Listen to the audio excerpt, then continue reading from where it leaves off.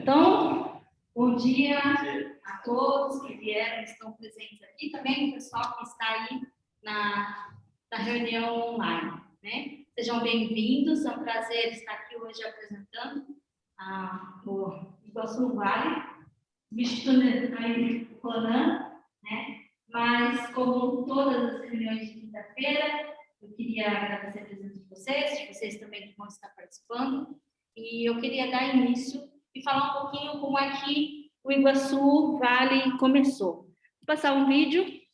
Então, começou através de um grupo de informática, né? Eram pessoas que se reuniam diariamente, começaram a pensar, né, em como que é que poderia agregar valor na região, né? Inspirados em outros centros, outros vales, né, de inovação, começaram a surgir essa reunião do Iguaçu Vale, juntando pessoas de várias áreas, né, de várias multidisciplinar. Isso daí foi tudo inspirado, né, em outros vales. Então, esse projeto ele é liderado por empreendedores com visões de longo prazo, né, como eu te falei já, disciplinar. E hoje a gente já tem o Iguaçu Vale em várias regiões aqui do Vale, né? O nome já vem com essa impressão de poder, né, atribuir aqui a região do Vale, da região oeste do Paraná, né? Então, o projeto tem, né, o Iguaçu Vale, ele nasceu com esse olhar, né, para crescimento em relação à inovação, esse fomento, né, fazer com que toda a região começasse a fomentar mais novos negócios. E se a gente for comparar no início do vídeo, ele apresenta, né, a nossa região aqui, ela trabalha muito com soja, né, a gente tem aqui uma empresa de ônibus que também vende, então quantos quilos, né, que teria que vender esse material para lucrar mais, né? Hoje, a inovação, startups e outros projetos nesse sentido de inovação, a cidade consegue crescer mais, né? O Vale consegue expandir mais. E hoje a gente vai estar reunindo aqui, recebendo o pessoal aí do mestrado, e né? Eu vou pedir para a Dani começar já a apresentar a tela dela. A Dani é uma das alunas do mestrado, né, e vai participar hoje aqui, apresentando o projeto dela para a gente. Dani, você já pode começar a apresentar, por favor. Ok. Vocês estão vendo a minha tela, só para confirmar? Sim. Ok. Ô Dani, você deixa eu fazer uma apresentação rápida do contexto do trabalho, daí você apresenta? Com certeza, professor. Tá, então eu sou o professor Wesley, que faz parte do PPG Comp, da UniOeste. Então, esse sistema de modernização de sistemas legados, que é um roteiro, ele surgiu inicialmente em uma parceria que a gente tem com a PUC-Rio, e que uma empresa, uma desenvolvedora, uma empresa que presta serviço de desenvolvimento de software dentro da própria PUC, veio com a demanda para o nosso grupo de pesquisa lá na PUC de engenharia de software sobre a necessidade de modernizar um sistema legado de óleo e gás que eles têm de mais de 15 anos para microserviços. E a partir daí, então, nosso grupo de pesquisa lá começou a desenvolver pesquisa nessa área de modernização com microserviços, e alguns alunos do mestrado também começaram a trabalhar nesse contexto. E apesar de microserviços estar há alguns anos aí, a gente chama até de recente em relação a outras tecnologias que estão bem mais tempo, já tem muita pesquisa acontecendo porque muitas empresas estão com a demanda e a academia está tentando resolver parte desses problemas dessa migração. Então, a gente acabou explorando a literatura que tem atualmente para entender como que a literatura enxerga esse processo de modernização de um sistema legado, monolito, para microserviços para alcançar diferentes benefícios, né? Então, nosso trabalho focou nessa parte mais da literatura. Contudo, outros membros do nosso grupo de pesquisa aqui na UniOeste também estão trabalhando de diferentes perspectivas para dar suporte com ferramentas, estratégias, tanto na parte do legado quanto da modernização com microserviços. Então, a Dani vai apresentar hoje uma parte dos nossos trabalhos que foi apresentado no evento científico. Bom, na parte de perguntas, depois a gente pode talvez discutir mais. Então é isso. Pode apresentar, Dani. Obrigado pelo convite, a princípio também. Aproveitando também, acho que é importante enfatizar que eu acho que o mestrado está trazendo bons resultados para a gente, né? Nós temos um grupo que se reúne além, né, do mestrado em alguns encontros extra-turma, né? Aulas mesmo, que inclusive é nas quintas, que é esse grupo aqui. Esse trabalho começou em uma das disciplinas com o professor Wesley, e ele se estendeu, então a gente continuou fazendo esse trabalho depois da disciplina, e a gente conseguiu a publicação, inclusive a apresentação foi ontem no evento internacional de engenharia de software, no EASY, um evento na Noruega. Então, ontem mesmo, né, a gente estava apresentando ele lá e hoje a gente está apresentando também para vocês os resultados desse trabalho. Então, o trabalho, ele construiu um roteiro para modernização de sistemas legados utilizando microserviços. Então, mas o que é um sistema legado, né? Talvez nem todos saibam o que seria um sistema legado. Eles são aqueles aplicativos que existem nas empresas com longa data, né? Então, muitas empresas, elas possuem, se a empresa não tem uma curta vida, né? Às vezes startups, enfim, mas grandes empresas que existem há muitos anos, elas possuem normalmente sistemas com longa duração, assim, que nasceram às vezes junto com a empresa e que quase sempre estão com tecnologia defasada, obsoleta, uma arquitetura degradada, o que dificulta a transformação digital. Então, às vezes, a empresa até tem uma vontade de migrar esse sistema para uma tecnologia mais nova, mais recente, mas aquele sistema, ele é, às vezes, tão grande, possui tantas regras de negócio, conhecimento dos processos da empresa, que, às vezes, ele é até difícil de você inovar, trazer alguma tecnologia nova para dentro dele. Só que são sistemas que costumam ser muito importantes para a empresa, porque eles têm esse conhecimento dos processos dentro dele e muita informação, né? Então, eu trabalho, né? Não sei se a gente pode falar ou não, mas enfim, eu trabalho, por exemplo, na Prate Dona Duzi, que é uma empresa aqui da região, e lá dentro a gente tem muitos sistemas nesse contexto, que eles são sistemas, sei lá, de 20 anos, que estão lá há muito tempo e possuem esse tipo de conhecimento muito grande dentro do sistema. E aí, às vezes, não tem uma documentação adequada, porque a gente consiga saber o que tem lá dentro, né? A documentação é pobre, as estruturas, então, foi construindo uma regra de negócio, outra regra de negócio, e hoje o sistema está, às vezes, degradado. Mas o que acontece? Eu preciso daquele sistema, eu preciso daquele conhecimento, eu também preciso evoluir ele. Então, como que eu posso fazer isso? É isso que a gente veio, né, a tentar ajudar através desse estudo. Né? Para as empresas se manterem competitivas no mercado, elas precisam manter essa base de conhecimento, né? Mas elas também precisam ir modernizando esses sistemas legados.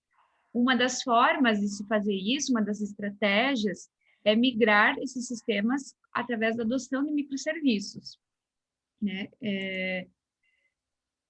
Os microserviços, eles se tornaram muito populares devido à adoção de grandes players como Netflix, Uber e Amazon.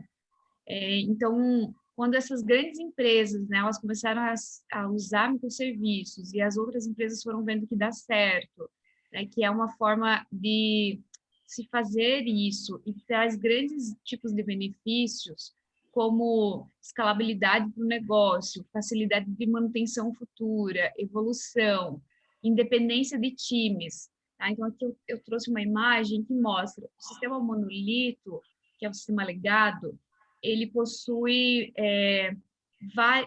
todas as informações, a base de dados, as regras de negócio, o desenvolvimento do sistema, está tudo encapsulado, né, numa única estrutura. No sistema de microserviços, eu consigo deixar esses componentes encapsulados de forma autônoma. Então, eu consigo também até ter times independentes trabalhando em componentes diferentes. Então, isso traz uma certa vantagem, ela traz uma vantagem para o negócio. Eu consigo trabalhar com APIs independentes, APIs de linguagens diferentes dentro da minha estrutura, o que para TI, para nós de tecnologia, é muito bom, porque às vezes eu tenho uma linguagem que se comporta melhor para um front-end, né, para a parte da interface, eu tenho uma linguagem, alguma coisa, ou até uma equipe que tem um conhecimento maior em outra linguagem para a parte do back-end. Então, eu posso trabalhar de acordo com o que a minha estrutura mesmo, a minha arquitetura me oferece.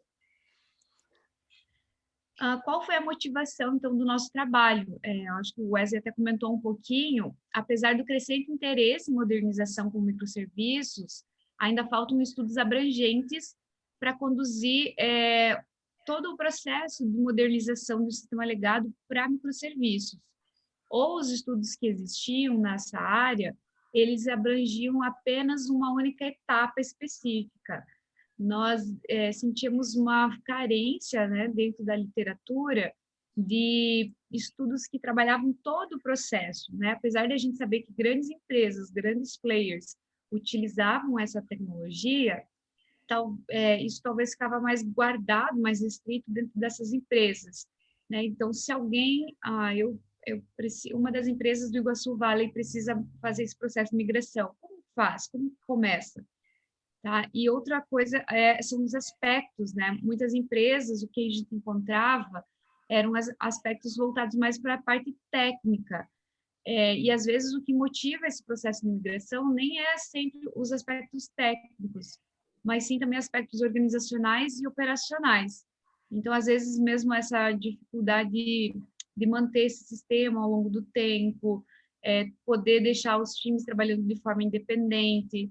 Então, a gente viu uma carência de informações dentro da literatura. E isso fez com que a gente entendesse que seria uma área importante para se estudar. Que fez com que a gente fosse atrás, enfim, buscasse uma pesquisa, né? Com base nisso, nós decidimos que o objetivo do nosso trabalho seria apresentar um roteiro de um processo para conduzir a migração, orientando profissionais na modernização de sistemas legados para microserviços. E respondendo, então, à questão de pesquisa, por que e como sistemas monolíticos legados migram para microserviços? Então, a gente não queria, claro, né, um dos resultados foi o roteiro, mas a gente queria entender também por que as empresas migram, né, e como elas fazem esse processo. Então, o que levou a Amazon, né, ou o Uber, enfim, a fazer esse processo de migração? E como ele foi feito? Não só essa empresa, mas tudo que a gente encontrasse, óbvio, na literatura. Qual foi o nosso processo, né? A gente usou uma metodologia baseada no mapeamento sistemático, então, o que já existia, o que os outros estudos, o que na literatura já existia falando sobre isso, e ele consiste em 3 etapas. A seleção de fontes primárias, a extração dos dados, né? Então, todos os integrantes, eles fizeram a leitura, a extração dos dados, para a gente conseguir responder a nossa pergunta, e a classificação desses dados. Com base na classificação, a gente realizou a definição desse roteiro. Nós extraímos as informações de 62 estudos, né, que são fontes primárias, e com base nisso, nós vamos agora apresentar, eu vou apresentar para vocês os resultados, né, a gente realizou a análise e vou apresentar o resultado para vocês. Foram identificadas 11 forças motrizes, né, que determinam, nos ajudam a entender por que as empresas migram, então, para microserviços, que é classificadas em 3 tipos: operacional, técnica e organizacional. E, surpreendentemente, não existe uma força motriz dominante, que está mencionada em todos os artigos. Então, assim, não existe, as empresas migram mais por isso. Não, é um conjunto de razões, né? Diferentemente de que alguns estudos defendem, que os benefícios eles são mais por questões técnicas, como, por exemplo, o uso de tecnologias diferenciadas, não é isso que a gente encontrou dentro da literatura, né? A gente identificou que é um conjunto de forças motrizes que fazem com que as empresas realizam o processo de migração. Definimos, então, um roteiro composto por 4 fases, 4 grandes fases, né? Iniciação, planejamento, execução e monitoramento, e elas estão divididas em 8 atividades. conforme é apresentado então nessa imagem. Todas as atividades, elas incluem um conjunto de entradas e saídas, né? Então, artefatos de entrada e saídas, que também vai ser apresentado na sequência, vou apresentar a atividade por atividades com as suas entradas e saídas. Como esperado, as atividades iniciais, elas já têm na literatura um pouquinho mais de atenção do que as outras. Então, isso indica que as pesquisas elas já estão mais concentradas nessas etapas iniciais e que existe uma carência, né, para estudos futuros nas etapas mais finais. Tá? Então, isso também, inclusive, está nas nossas indicações de estudos futuros.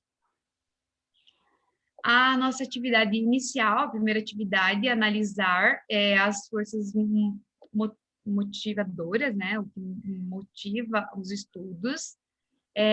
Nessa atividade, as empresas elas devem identificar e compreender claramente as limitações enfrentadas pelo sistema legado. Com base nessas limitações, os gerentes, engenheiros, desenvolvedores e até em alguns casos os clientes, eles devem avaliar e decidir se a modernização com microserviços é uma solução viável. Nesse ponto, as partes interessadas, né, os stakeholders, de todas as perspectivas, técnicas, operacionais e organizacionais, podem prever os benefícios da modernização e quanto tempo levará para alcançá-las.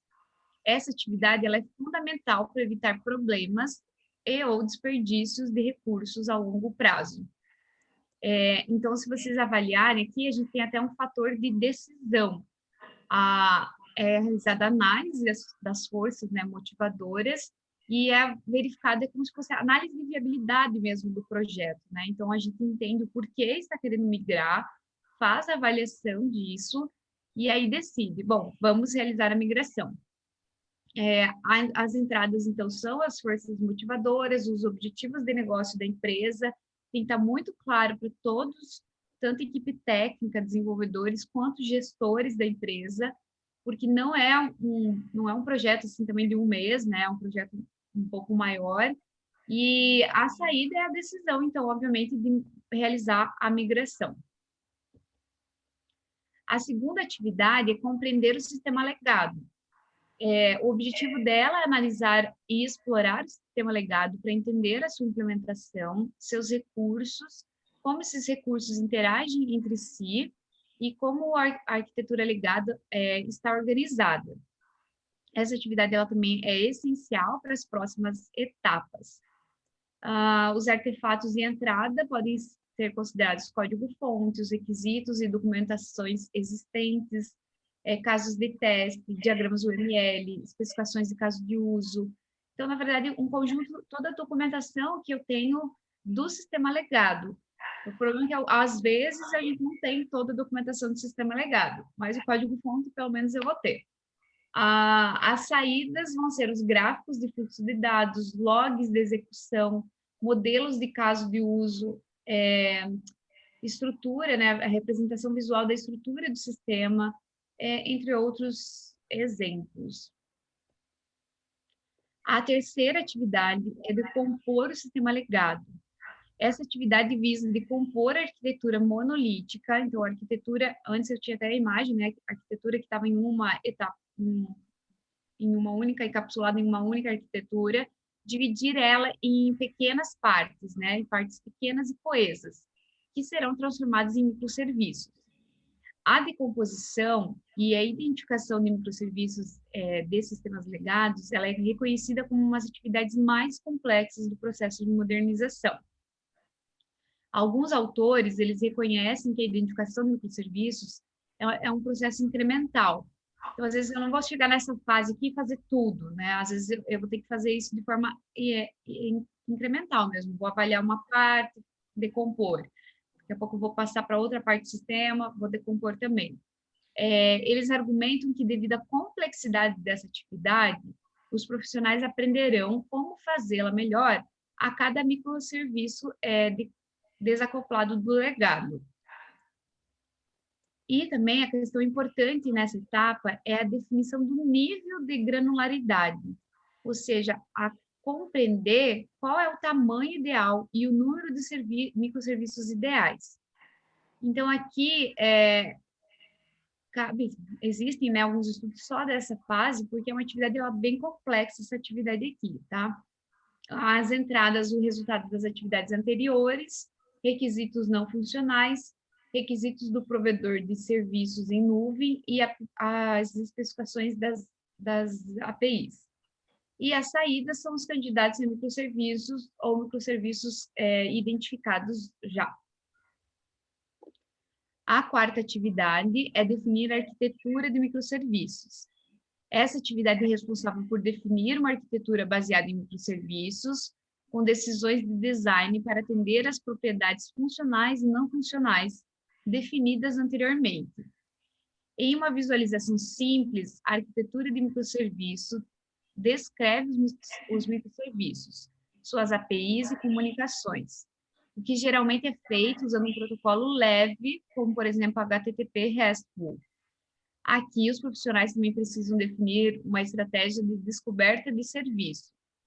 Nessa arquitetura, a interface do usuário, a lógica de negócios e os bancos de dados são empacotados em um único aplicativo e implementados em um servidor. Nesse momento, define-se a arquitetura desses microserviços.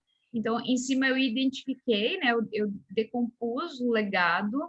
Aqui, com base nessa quantidade desses microserviços identificados, eu vou definindo a minha arquitetura já do sistema novo. A quinta atividade é a execução de fato, é a migração. Então, eu vou executar a modernização. O objetivo é conduzir a modernização por meio da reengenharia do sistema legado monolítico em microserviços. Os microserviços reduzem a complexidade do desenvolvimento em comparação às arquiteturas anteriores. No entanto, para a modernização, que depende de artefatos existentes, isso pode levar um certo esforço em comparação a projetos que começam do zero, enfim. Como artefatos de entrada, temos os resultados das etapas anteriores, tecnologias e ferramentas disponíveis, as experiências, né, dos desenvolvedores e engenheiros. E como artefatos de saída, microserviços implementados de acordo com a arquitetura definida e a documentação de transição. A sexta atividade é a integração dos microserviços com o legado. É uma atividade responsável pela integração dos microserviços com o sistema legado. Como a modernização do microserviços é um processo incremental, os profissionais precisam decidir como reunir o legado e as partes modernizadas. Então, são pouquíssimos os casos em que eu migro tudo de uma vez, né? Se eu realizar toda a migração de uma vez, talvez eu não precisaria ter essa etapa. Mas como recomenda-se fazer um processo incremental, eu tenho que pensar, bom, uma parte eu já migrei. Como que eu já migrei, eu vou integrar com o que ainda ficou da parte legado. Então, esse é o objetivo dessa atividade. Essa atividade é uma das menos exploradas na literatura e brevemente discutida nas nossas, né, nas fontes primárias aí que a gente encontrou da literatura. Conforme discutimos nas atividades anteriores, as opções de arquitetura precisam facilitar a entrega de implementação contínua durante a modernização. A atividade número 7 é a verificação e validação dos microserviços. Essa atividade se concentra em realizar a verificação e validação e se a integração foi feita de acordo no formato corretamente. Então, seria basicamente a atividade de testes, né? Eu vou fazer uma consistência se isso está correto. Essa atividade usa o sistema legado como oráculo para as tarefas de teste. Então, considerando o ambiente de integração contínua, os testes de unidade devem ser criados durante a implementação de microserviços. Mas, além disso, testes de integração de caixa preta também devem ser feitos. Então, como artefato de entrada, nesse caso, nós temos os resultados das atividades anteriores, restrições de usabilidade, melhorias e novos recursos, requisitos não funcionais, e até feedbacks dos usuários. Como saída, nós temos testes unitários e de integração, relatórios de testes funcionais de caixa preta, métricas sobre a satisfação de requisitos não funcionais e microserviços prontos para implementação. E a última fase, que é a de monitorar os microserviços e a infraestrutura. Então, essa atividade é dedicada à verificação constantemente do comportamento dos microserviços implementados. O monitoramento dos microserviços e da infraestrutura deve se concentrar na disponibilidade do serviço, do desempenho dele e no uso de recursos de infraestrutura. Aqui, os profissionais são capazes de avaliar e analisar as informações do sistema modernizado, em comparação com as forças motrizes que motivaram a modernização. Como artefatos, nós temos o resultado das atividades anteriores, os microserviços implementados, as estruturas de equipes, os processos de desenvolvimento e a operação. As saídas vão ser logs e métricas e mudanças nas estruturas das equipes. E como resultado final desse trabalho, como nós enxergamos que os sistemas legados, né, a necessidade de se modernizar um sistema legado tem sido uma das grandes áreas, né, a serem observadas dentro da comunidade de engenharia de software, e a inexistência de estudos que mostrem um processo como um todo, ou quando existe alguma coisa sempre focada em uma das atividades, a gente enxergou uma grande área para ser explorada, né? Então, o nosso estudo, ele se baseia em propor um processo, uma condução, um roteiro, né? Uma base para se conduzir todo um processo através da pergunta, né? Por que e como que as empresas elas podem realizar um processo de migração de sistemas legados para microserviços. E aí nós entendemos que a gente chegou no resultado porque nós identificamos 11 motivos, né, que caracterizam, respondem à nossa pergunta do porquê, né? Então, são 11 motivos classificados em 3 grupos: técnicos, operacionais e organizacionais.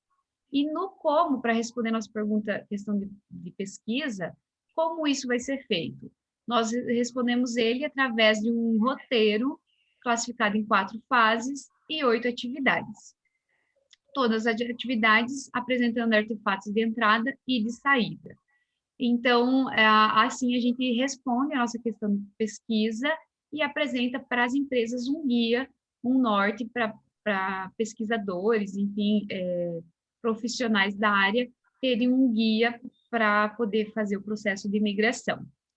Como trabalhos futuros, nós consideramos a validação do nosso roteiro em contextos industriais e mais estudos para identificar, para avaliar, estudar as áreas menos pesquisadas, né, que seriam a área de execução de modernização, integração com sistemas de microserviços e os legados, verificação e validação e a etapa de monitoramento de microserviços e infraestrutura.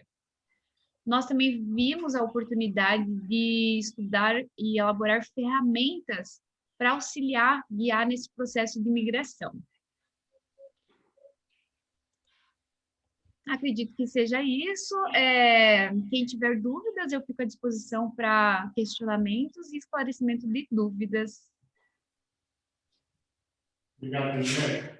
Vou fazer o seguinte, vou passar para a apresentação do Daniel, depois no final a gente volta para as perguntas. Pode guardar um pouquinho. O Daniel vai apresentar agora, eu acho que vai ter uma sessão de perguntas no final com todos aí. Ah, ok, beleza. Tá bom? Beleza, Luiz. Uhum. Já.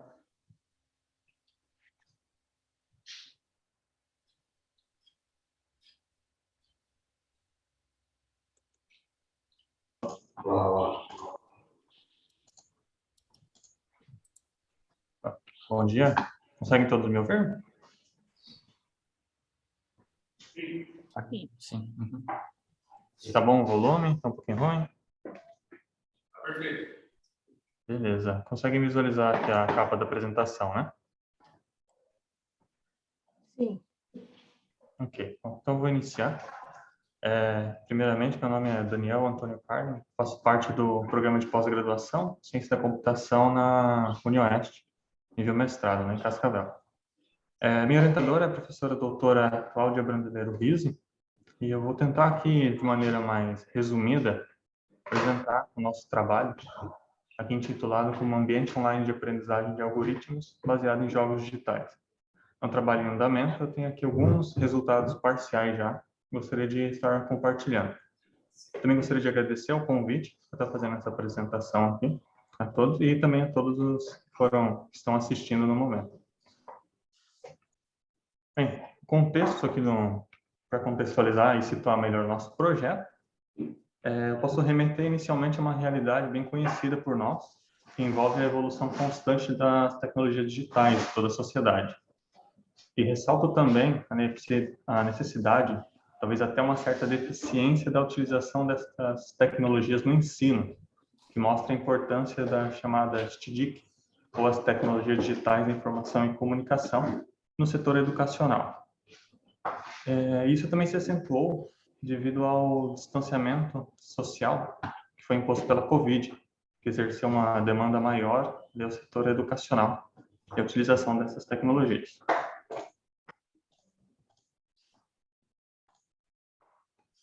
O nosso tema, considerando todo esse cenário, o nosso tema foi o ensino e aprendizagem de algoritmos. E nos deparamos, então, com a seguinte problemática, que a gente conseguiu relatar aqui em diversas pesquisas, diversos estudos, até em vivências de professores, que é a dificuldade dos alunos em aprender os conteúdos iniciais ainda em programação, destacando aí, várias vezes, a estrutura de seleção e a estrutura de repetição. Conforme alguns estudos, alguns relatos em bibliografia, isso pode vir da falta de conhecimento prévio do estudante, já que ele se depara com um conteúdo novo, a falta de motivação em aprender, por se deparar com dificuldades, ou até mesmo uma abordagem pedagógica não muito adequada por parte dos docentes. Então, partindo desse cenário, com essa visão, logo no início do mestrado, nós estruturamos o objetivo como sendo disponibilizar um ambiente online de aprendizagem baseado em jogos digitais, a fim de analisar as contribuições quanto à motivação e aprendizagem significativa dos conteúdos iniciais de algoritmos e programação. Isso caminhou para que encontrássemos algumas teorias que pudessem nos dar uma sustentação teórica ao objetivo, principalmente aqui a teoria da aprendizagem significativa, de David Ausubel, e a aprendizagem baseada em jogos digitais. Sobre essas duas, para não me alongar muito, eu vou resumir um pouquinho sobre cada uma delas e situar no escopo do projeto. Então, primeiramente, a teoria de David Ausubel, a teoria da aprendizagem significativa, ou TAS, ela considera que são necessários que o aluno tenha um conhecimento prévio relevante, também assume que todas as pessoas têm algum conhecimento prévio, que tenha uma predisposição para aprender e materiais potencialmente significativos. Além disso, conforme a própria estruturação da teoria, ela assume que a estrutura cognitiva ela se mantém de uma maneira hierárquica, ou seja, um conhecimento mais geral, ele se localiza mais no topo e ele vai englobando conhecimentos mais específicos. Então, no momento que o aluno aprende, ele tem uma inter-relação entre a estrutura prévia dele e uma modificação dos conceitos que ele já conhece, além de ganhar conhecimentos novos. Quanto à predisposição para aprender, que é uma chave, né, um elemento chave, nós temos aqui a questão da motivação e do engajamento, algo mais ativo do aluno, algo que tem que partir dele. E nisso nós conseguimos encaixar muito bem a aprendizagem baseada em jogos digitais, estudada principalmente por Mike Franks, entre outros autores. A ideia é que a utilização de jogos digitais pode proporcionar um ensino mais lúdico, um maior sentimento de pertença, né, de pertencer ao ambiente por parte do aluno e diversão. Tudo isso para tentar alcançar aquele elemento que é a predisposição de aprender de David Allen. Segundo a teoria, os elementos chaves para a utilização de jogos digitais é que esse ambiente ele tem objetivos claros, feedback constante, recompensas, desafios, enredo e regras, entre outros elementos, mas esses são os elementos necessários, os elementos principais para manter tanto o engajamento do aluno, uma atividade mais prática, partindo dele, e manter ele focado. Aqui eu trouxe alguns dos estudos relacionados com a utilização de jogos digitais no ensino da programação. Então, alguns falam sobre jogos, alguns falam sobre a relação entre recompensa e temos também alguns exemplos de jogos já desenvolvidos. Então, o primeiro estudo de Howard Jones, ele fala um pouco sobre a relação entre a recompensa dos jogos e a motivação do jogador. Ele faz uma série de estudos que ele consegue verificar que há uma maior motivação, um maior engajamento, inclusive uma maior formação de memória declarativa, quando ele trabalha a questão de recompensas. Outro jogo que eu posso citar aqui, o Code Red, desenvolvido em 2019, ele mostrou que realmente é possível melhorar significativamente a motivação em aprender conteúdos iniciais de programação, utilizando um game.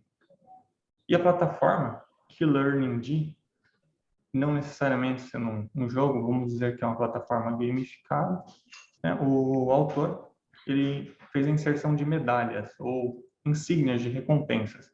E ele viu que essa inserção promoveu um maior engajamento dos estudantes ao se comparar com o método mais tradicional em que não tinha essas recompensas, essas insígnias ou esses símbolos.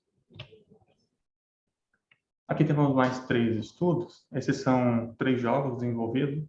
O primeiro, o No Bugs Snack Bar, é um jogo que utiliza uma análise de aprendizado baseada na lógica fuzzy, em que você deve basicamente criar um algoritmo para atender todos os clientes de um snack bar. Funciona com a programação baseada em blocos e o diferencial do jogo é que ele leva em consideração o nível do aluno ou as dificuldades do aluno para apresentar a próxima fase. Algo também abordado no segundo game aqui, Algo Game, que evidenciou melhorias no desempenho dos alunos, também utilizando programação visual.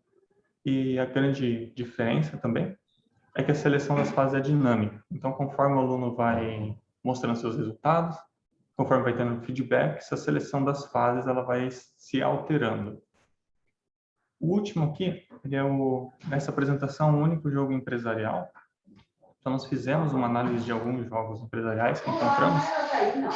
E no escopo dessa pesquisa, trouxe apenas esse, porque é um jogo bem diferenciado. Então, ele conta com exploração de planetas, exploração e colonização, e é focado no ensino de orientação a objeto. Embora seja um jogo bastante antigo, ele é de 2010, ele tem um grau de imersão altíssimo. Então, o jogador consegue programar diversos equipamentos para extrair recursos do planeta e colonizando e partindo para planetas seguintes. Então, você tem uma exploração muito grande. Embora não seja recomendado para alunos sem nenhum conhecimento em programação.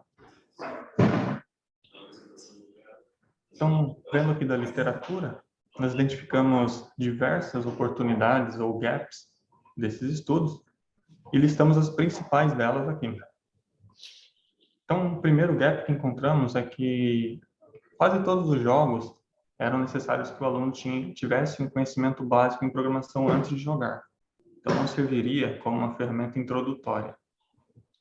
Havia poucos elementos de diversão adicionados nesses jogos. Pouquíssimos jogos eram disponibilizados online para acesso. Inclusive, a maioria não era nem disponibilizado o link para download ou qualquer outro meio de acesso. Então, isso nós nos deparamos. Vimos também com outras revisões de literaturas, citadas aqui no canto inferior direito do slide, que a maioria dos jogos não dava para você testar ou você continuar utilizando ou aplicar na sua própria pesquisa. Além disso, a feedback dos jogos eram dadas somente no fim da fase ou no fim do jogo, poucos feedbacks dados durante a fase.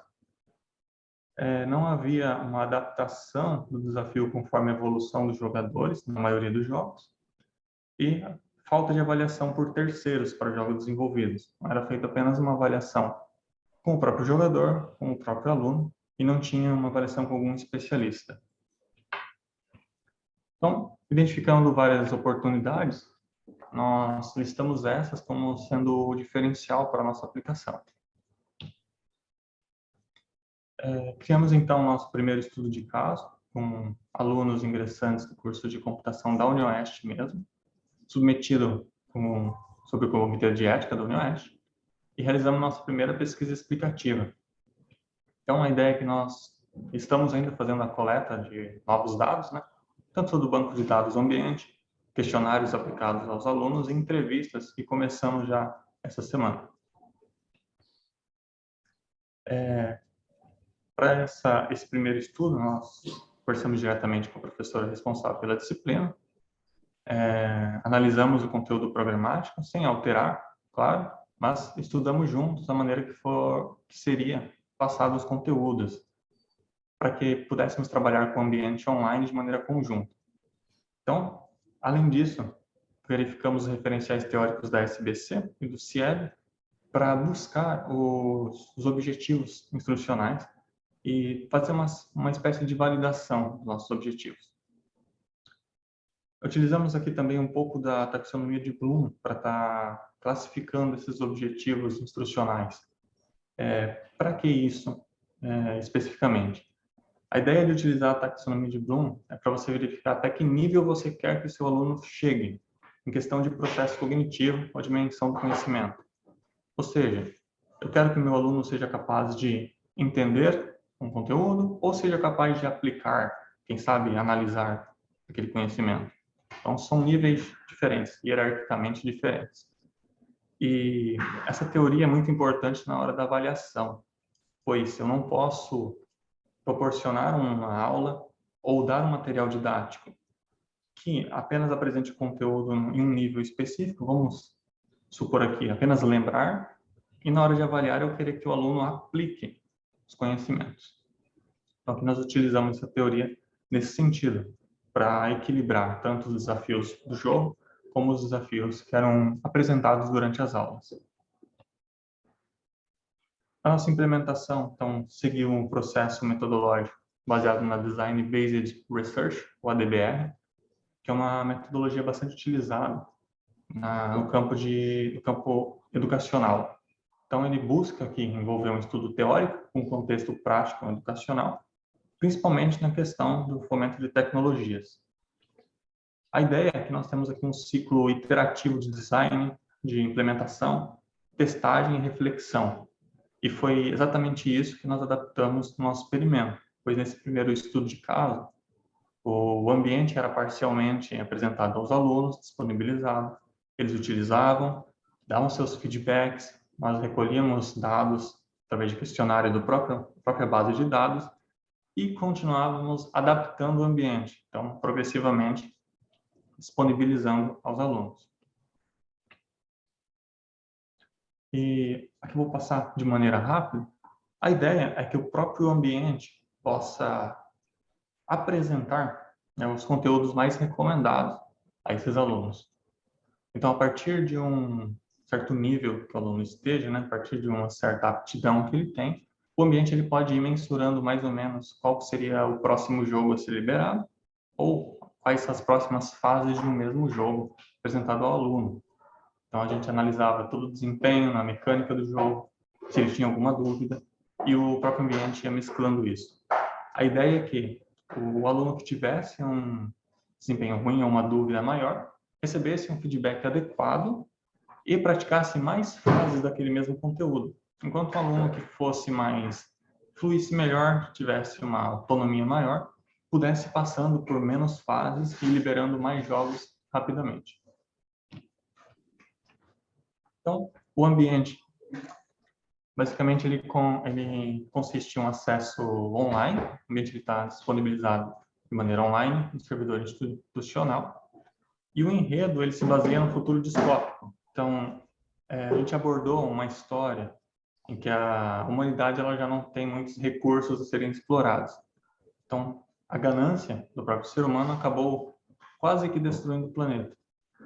E as entidades governamentais e cientistas, então, criaram uma série de aplicações, uma entidade artificial que chamaram de Gaia, nesse caso, para tentar projetar quais seriam os próximos passos para salvar a humanidade. Claramente, né, no decorrer da história, nós percebemos que ainda a ganância do ser humano acabou deturpando, né, esse planejamento, o que seria a salvação ali, e Gaia acaba caçando os próprios seres humanos para salvar o planeta. Então, aquele clássico enredo, talvez até um pouco clichê. Por isso eu não vou me alongar muito. Bom, então nós temos disponibilizados 5 jogos principais. Vou falar brevemente sobre cada um deles. E a ideia é que nós trabalhemos com os alunos desde o início, né, sequência de comandos, até a estrutura de repetição. Então, o primeiro jogo, o clássico Labirinto, a gente trabalha sequência de comandos, entrada e saída de dados. Então, esse jogo, o robô, né, intitulado Robin, se encontra numa tubulação de ar, formada por labirintos, e ele deve chegar até o ponto final desse labirinto. E nisso, ele sempre tem mais do que um caminho possível para chegar ao final. E a ideia é que o aluno vá sempre para o caminho mais curto. Ali ele consegue interagir com portas, alavancas, consegue ler dados de QR Codes, consegue inserir dados em painéis de acesso, fazer uma série de operações para ir destravando os empecilhos ao longo do caminho. Como mecânicas de jogo, ele também tem a velocidade do robô, as luzes da lanterna, que só é possível visualizar com esse equipamento, e ele deve gerenciar isso bem. Então, esse tempo que ele terá para vencer o desafio. Conforme ele vai evoluindo, passando o desafio, ele vai ganhando recompensas, né? Engrenagens, fios, parafusos, que servem como moedas de troca para evoluir. A roda do robô, por exemplo, o nível da lanterna, quantidade de baterias disponíveis, entre outros recursos. A ideia é sempre que ele possa ir escalonando esses equipamentos. A segunda atividade, o Types Room, a sala dos tipos, ela trabalha de maneira bem conceitual os tipos de dados, realmente. Então, nessa sala, o aluno ele tem livre acesso a percorrer e buscar alguns blocos e colocar eles no local indicado, conforme o tipo de dado. Então, ele vai analisar algumas expressões aritméticas, verificar se o resultado dá, por exemplo, um número inteiro, um número real, ou se trata de uma string, e sempre ir colocando esses blocos nos locais respectivos. De início, a gente não trabalha com os tipos primitivos, né? A gente começa com coisas mais básicas, como uma letra, uma vogal, uma consoante, uma palavra, uma cor, coisa que o aluno já conheça. E cada um dos tipos de dados vai ser apresentado unitariamente, conforme vai progredindo nas fases. O terceiro jogo, a classificação de dados. Então, o aluno se depara num cenário que tem uma rede de tubulação, em que daqueles mesmos blocos da fase anterior estão caminhando por esses tubos. A ideia é que ele faça chegar os tubos corretos, os blocos corretos em cada um dos baús, conforme o conteúdo que tenha dentro desse bloco. Então, ele vai classificando diversos filtros, e vai jogando, por exemplo, um bloco para a direita ou para a esquerda, conforme o conteúdo dentro dele. Aqui vocês podem ver o cenário direito, né? E à esquerda, a representação lógica desse mesmo cenário. Então, o aluno ele tem acesso a tablets que acessam esse software, digamos assim, e ele vai configurando cada um dos filtros para ir classificando 2 a 2 cada bloco que circula no cenário. Nesse caso, nós temos vários níveis de dificuldade. Vocês podem ver que tem até 4 níveis de dificuldade, então o aluno ele tem que verificar, por exemplo, o que eu devo classificar primeiro para pegar todos os blocos que vão serem inseridos nesses baús e como que eu vou classificando 2 a 2, como se fosse formar uma árvore binária.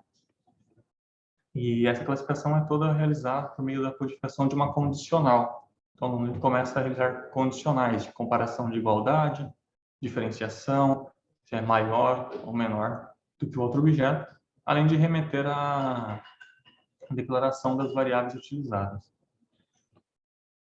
O quarto jogo, na invasão, então, segundo o enredo, o bunker, né, em que o protagonista está escondido, acaba sendo invadido, e o aluno ele deve programar, ativar, né, os painéis de segurança respectivos.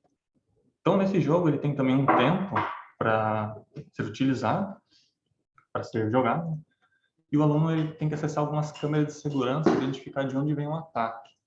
Então, conforme alguns segundos se passam, o bunker acaba sendo atacado por algum inimigo específico em algum local.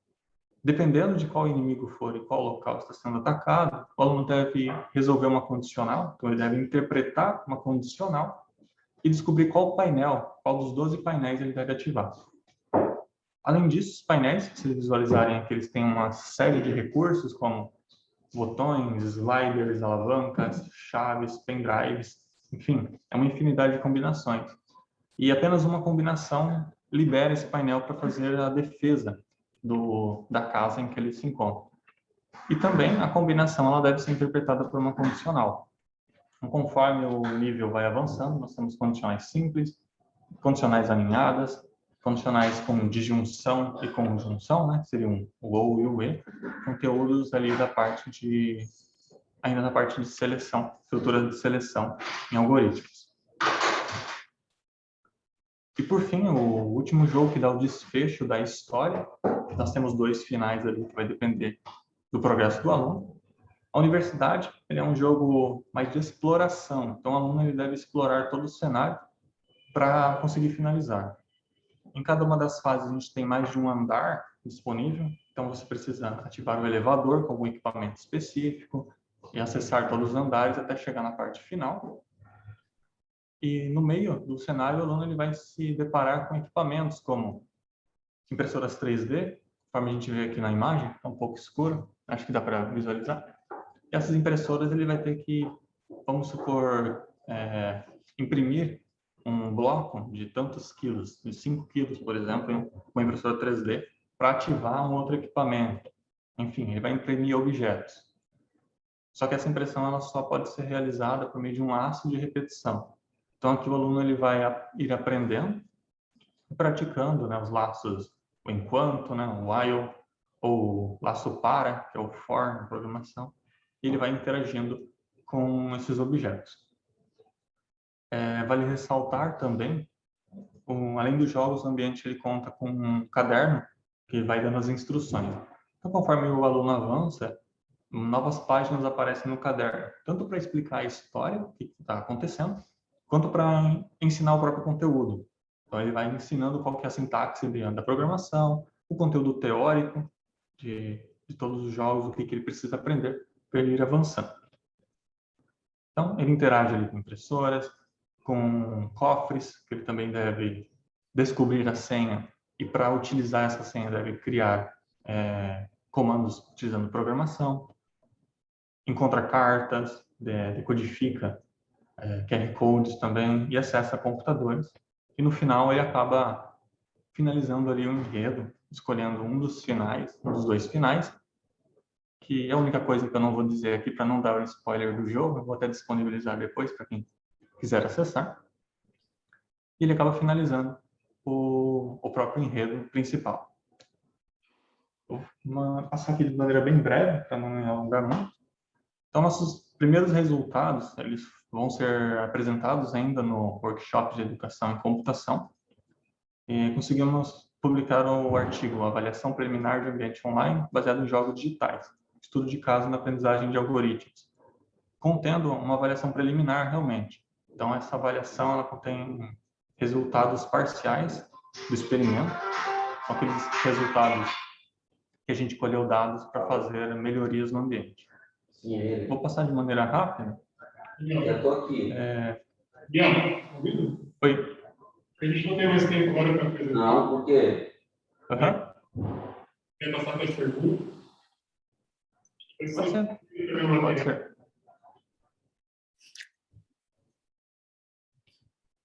A ideia é trazer, então, dois exemplos, né, de trabalhos que estão desenvolvidos lá no mestrado. A gente tem hoje 30 alunos trabalhando em projetos bem específicos. O primeiro trabalho ali da Daniele, na área de tecnologia, uma linha de pesquisa dentro do mestrado, e do Daniel, Não, bota aí para conversar. essa aplicada. Bom, Dois exemplos de trabalho para atividades relacionadas. E aí, a gente tem alguma pergunta?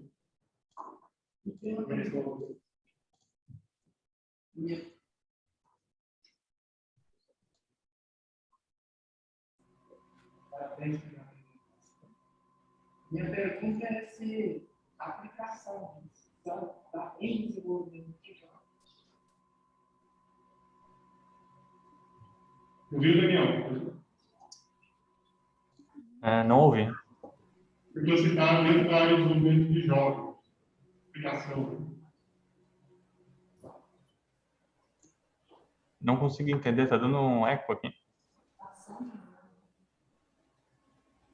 E é um trabalho para só voltar para o desenvolvimento de jogos, outra aplicação.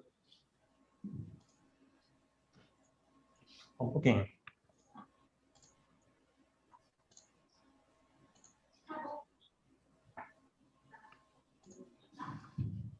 Consegue talvez escrever a pergunta? Porque está um pouquinho ruim o áudio. A pergunta é se o trabalho está voltado só na parte do desenvolvimento de jogos, ou se tem alguma outra aplicação do Televisão. Ah, sim. Bom, o objetivo realmente do início do trabalho era uma melhor aprendizagem em algoritmos especificamente, né, nesses conteúdos iniciais.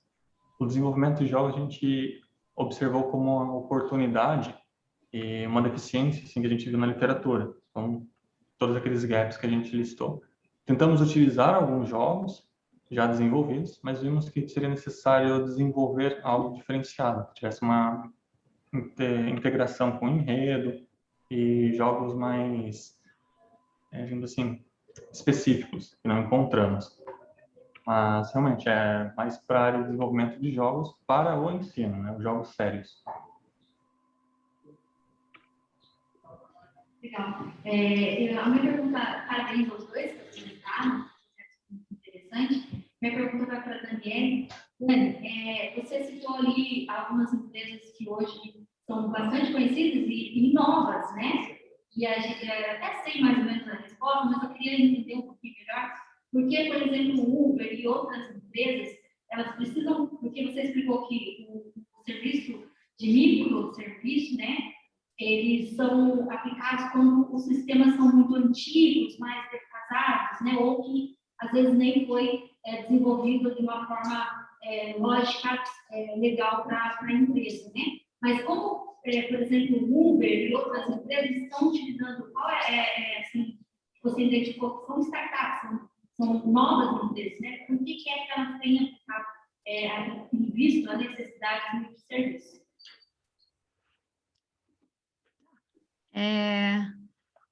Talvez só eu não consegui explicar exatamente, porque assim, o microserviço se tornou popular pelo uso destas empresas. E elas daí, não necessariamente que elas passaram pelo processo, né? Eu acho que talvez eu tenha confundido no momento que eu expliquei.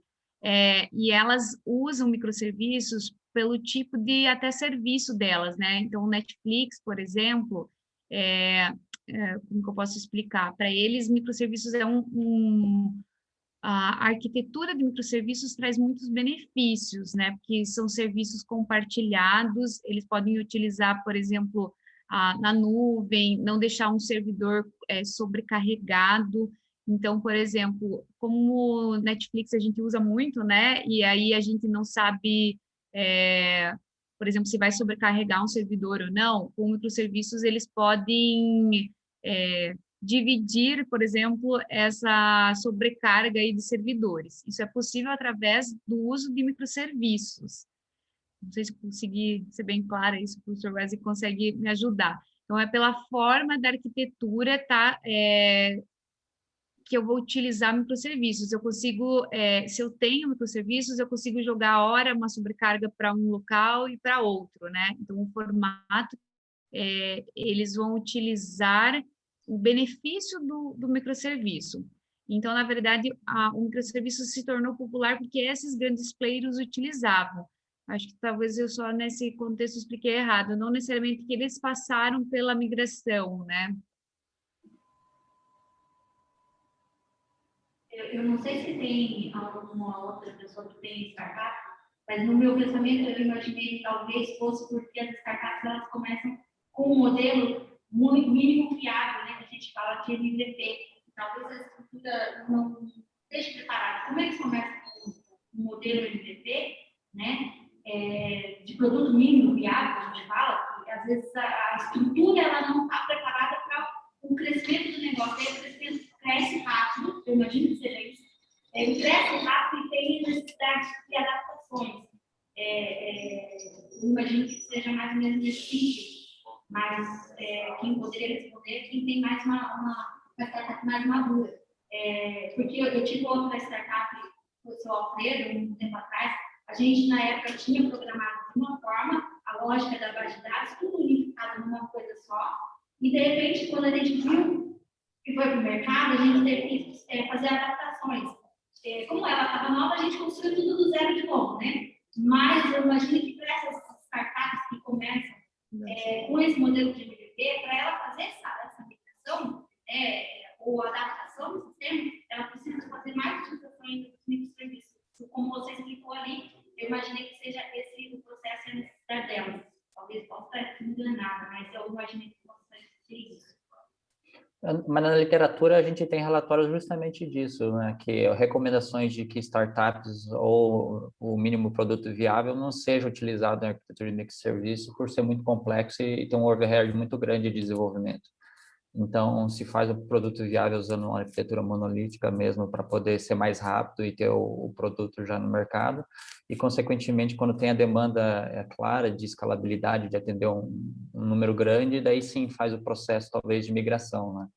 Talvez o caso, que nem a Dani explicou muito bem, do Netflix, a Amazon, outras empresas que já começaram, talvez, com a ideia de ser muito grande ou de ter uma escalabilidade em número de usuários muito grande, daí talvez eles já demonstraram o sucesso do uso de microserviços, não de uma perspectiva de modernização, mas já de usando na prática, né? Mas essa questão do MVP é primeiro fazer monolito e depois seguir para o microserviço, é o que é recomendado na literatura. Uhum. No dia, Daniel, perguntar para vocês de novo. Vi que você deu exemplos ali de grandes empresas que estão mudando e migrando. Você já acompanhou alguma pequena empresa aqui próximo que tenha passado por esses problemas, por essa dificuldade, tenha que migrar isso de forma rápida e que não cause muito dano na organização e no desenvolvimento que ela vem entregando? Eu já acompanhei o problema do sistema monolítico na empresa, né, que é onde eu trabalho mesmo. Por exemplo, na prática a gente tem essa situação, mas a gente tem só o plano de migrar para microserviços, né, que seria o próximo passo do trabalho.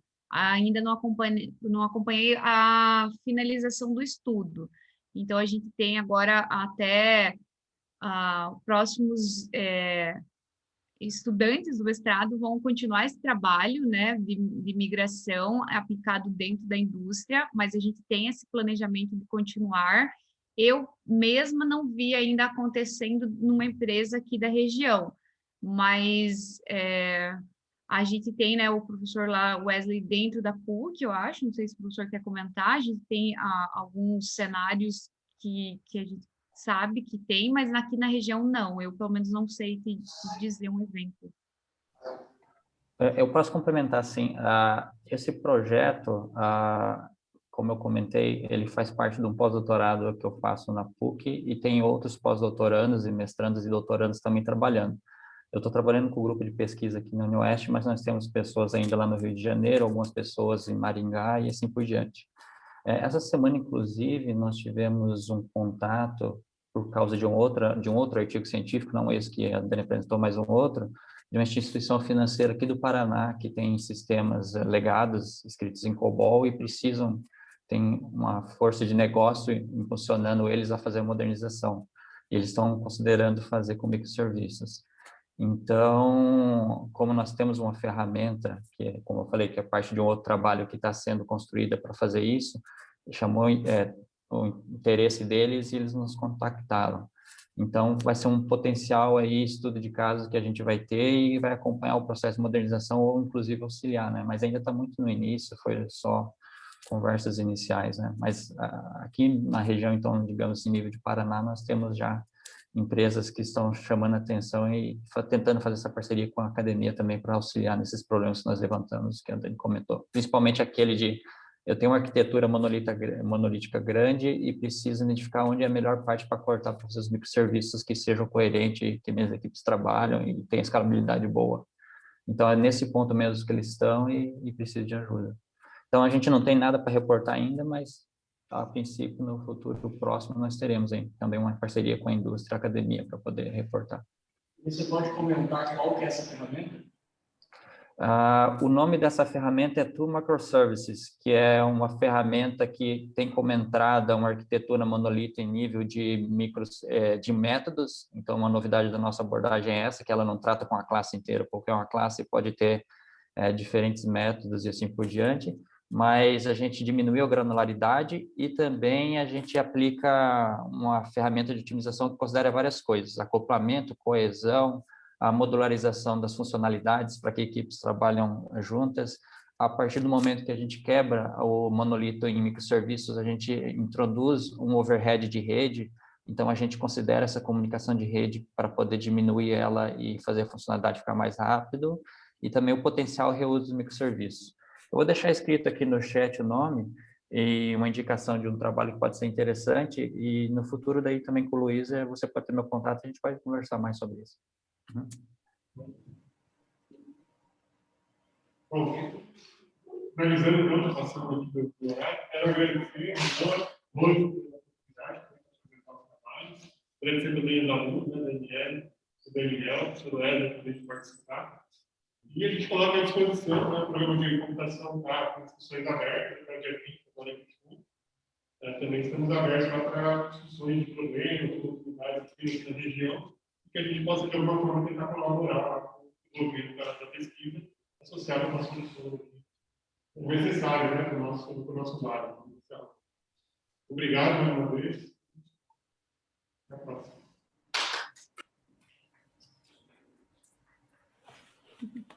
Bom, finalizamos. Obrigada, gente, pela participação.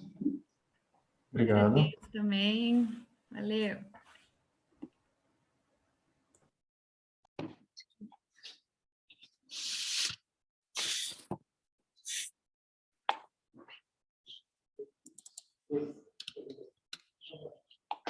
First.